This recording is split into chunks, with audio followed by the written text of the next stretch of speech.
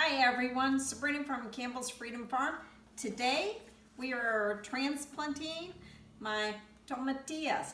Why today? It's Cinco de Mayo. Colorful shirts, colorful fruit. Every Cinco de Mayo I think of transplanting these. I already bought some from the Survival Foods and it's already 3 foot tall. 3 foot is about the max, but this is a wonderful fruit. Not a vegetable, but is it a tomato? No, it's not a tomato. It's out of the Nightshade family, like a tomato, but they're not related except for that. But which is odd because it's similar to oh, I might have waited so long. Oh yeah, these roots are way past.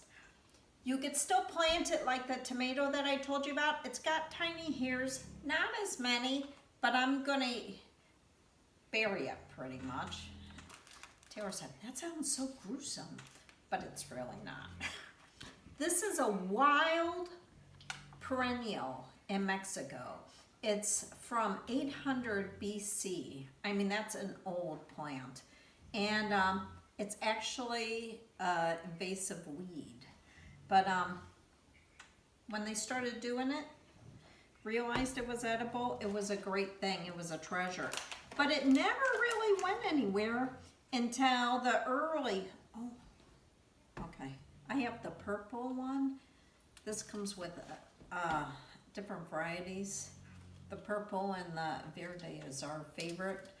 But anyway, in the 1500s, it finally went to Spain. Spain did not have that. People think they had it, but they didn't. It was all Mexico and Central America. And, hold on a minute. And basically, it didn't even go anywhere else after that. Finally, it went to India in 1950s. And now it's a staple there. I mean, they use it all the time. Why? Because you could store it. It comes in a little husk with a sticky fruit on it. So basically you leave it in the husk, don't wash off that stickiness. It's like an egg. Anybody that has chickens, you know you can leave that egg on that counter a long time, as long as you don't wash off the film on it. Same thing, so this is great for storage. So it's a wonderful fruit that you could use. Now I've done the pineapple one and also there was one more and I can't even read my handwriting. It comes with many colors. And I've reseeded it so many times. I think the seeds were no good because it didn't come up. Even somebody that can't do well with tomatoes, usually this comes up like a weed. But if it doesn't come up after several tries, you know it's a bad seed. So a lot of times I get old seeds or I keep them too long. And people have library of books, I have a library of seeds. But anyway, today Taylor did a breakfast, the Mexican breakfast with the beautiful colors of white, the red and the green, which is Mexico's flag. Later on Cooking with Taylor, she's going to do some great, I think she's going to do a salsa and maybe a Mexican dessert. I'm not for sure, but I will link her tube down and that's it. This one, I want to show you this one. This one, I should have transplanted these a long time ago. I was kind of waiting for Cinco de Mayo.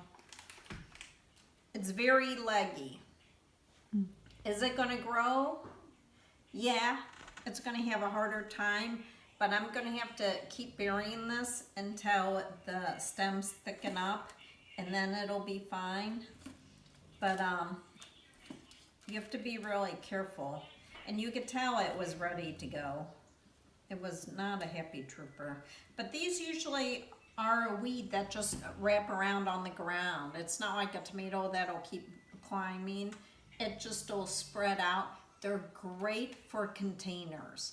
And it's a perennial, so you could bring it in. And this fall, I'm going to show you how to bring it in and take care of it. But happy Cinco de Mayo. And Sabrina, please subscribe, like, and share, and ring the bell for the notifications.